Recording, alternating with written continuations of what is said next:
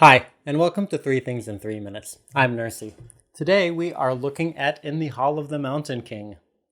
From Burnt Island Games, it plays 2 to 5 players with a solo and cooperative variant that's in the expansion, and it plays in 90 minutes.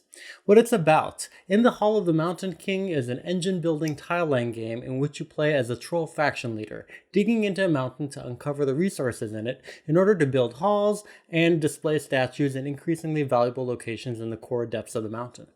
Now, on your turn, you'll usually dig tunnels for points, place great halls, and move statues to more valuable display locations.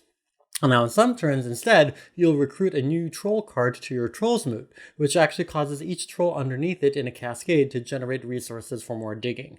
You can also cast spells for unique effects and utilize workshops that you've built. Now, the game will end when a certain number of players have maximized their Troll's Moot, and whoever has the most points wins.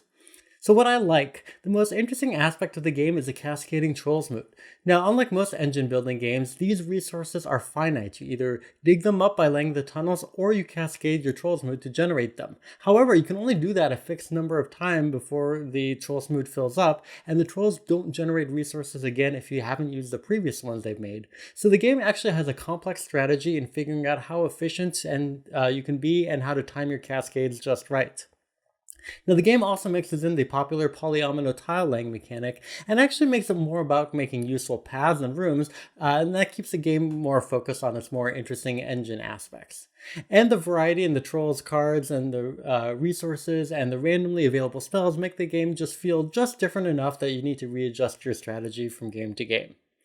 Now, points to consider. The interesting Troll's Moot engine actually makes the game unique, but is probably the biggest barrier to its accessibility. The game's rules themselves are pretty straightforward, but given that your resource generation is finite, it actually takes a lot of advanced planning, so there's a small margin for error that can actually frustrate newer casual players. And as satisfying as the cascades may be, they're actually kind of a bit cumbersome to actually pull off. You need to lay out all the resources on your troll cards to keep track of where you got them, and this can feel a bit burdensome, especially since the game's bits are rather small and hard to handle. And because the game relies a lot on your covering up icons that show what resources you've got and how valuable the spaces are, unless you're really good at keeping track of it, be expecting to have to lift up the tiles every once in a while to just see what you're doing.